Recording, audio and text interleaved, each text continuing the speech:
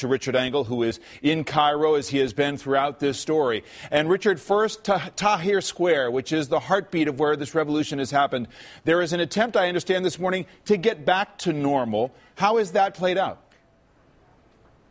There were some people that were resisting this step to reopen Tahrir Square. The military police went in and briefly clashed with some of the demonstrators who don't want to leave the square. But in general, the cars are now passing through Tahrir, and the situation across this country is one where Egyptians want to go back to work. There is that sense, I've heard you reporting this morning, that everyone feels that taste of freedom and is protesting anew.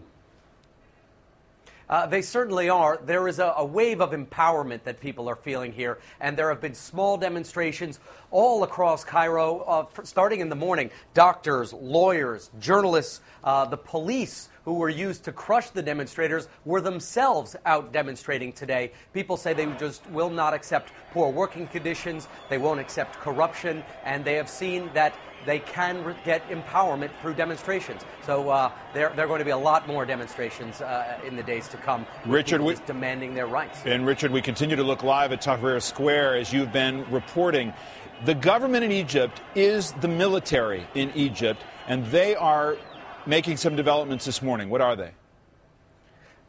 Certainly, we're getting our first sense of how this country is going to be administered during this transition period. The military just issued a statement. It was read by a newsreader on state television, and the statement had some quite new developments in it. It said that the Constitution is suspended, that the Army is responsible for this country, particularly that military council, for the next 6 months, that the head of the military council, who is the defense minister, represents Egypt internally and externally. He's effectively appointing himself the leader of this country, that Parliament is canceled, both houses of Parliament, that the council has the temporary right to issue orders, like the orders it's issuing now, and subsequent orders, that the Constitution, which has now been suspended, will be reformed, that the current Prime Minister, Ahmed Shafiq, will remain, and that new elections for the President and parliamentary will be held, and that Egypt is abiding by all of its international agreements. So we're seeing now